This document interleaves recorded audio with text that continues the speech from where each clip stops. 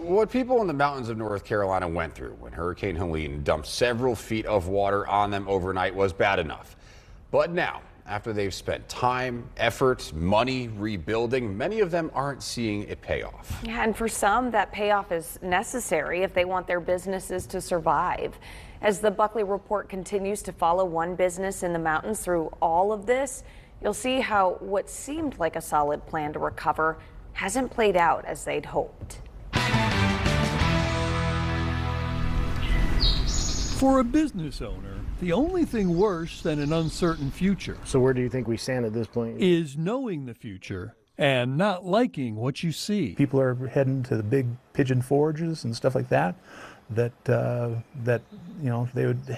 in the past, they would come here. In the immediate months after Hurricane Helene washed much of western North Carolina into wooded valleys, businesses like Carter Francois and Steve Carlson's Alpine Inn hoped first that their insurance might save them. Unfortunately, much of that damage was uninsured flood loss. That is the biggest problem we're facing in the U.S. today, a lack of flood insurance. It is the #1 gap in coverage. So then they turned to their government. FEMA, I've heard this all over the map. FEMA's not helping out a lot of people up here, and I think they're searching for reasons not to. We've got 8,000 families effectively that are kind of up the creek without a paddle. There's no remedy for those folks. And there is almost always a shortfall that exists between the amounts that they're able to receive from the aforementioned sources and the total cost of their recovery. I got to tell you, our guy in the mountains says it's not a shortfall, it's a long fall.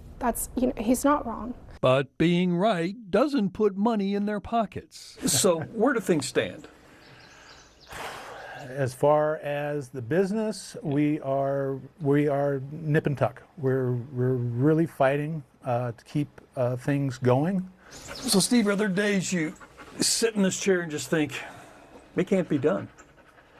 Yeah. There's been days like that. The federal and state governments appropriated money. I asked for $890 million. And tens of millions more raised from private donations, according to the Community Foundation of Western North Carolina. You aren't seeing any of this money that's being raised? No, well that's the question, because you do turn the news on and you hear of millions upon millions of dollars from the federal government being sent here and there, and all these fundraisers too for Western North Carolina. My question is, where is it going? And because it's not here.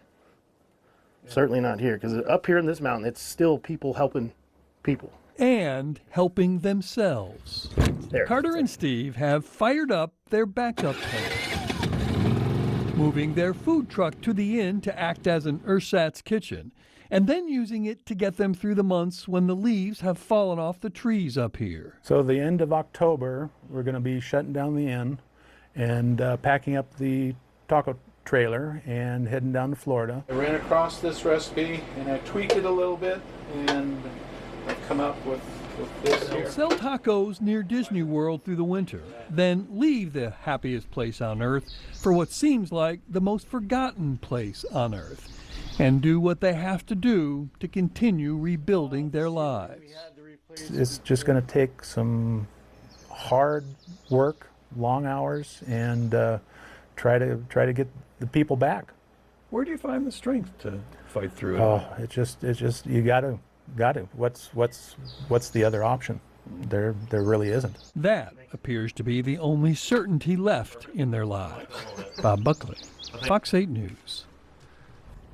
Carter and Steve have rebuilt half of the rooms that they're in, making them better than they were before the storm, but so far haven't had as many guests as they usually do this time of year.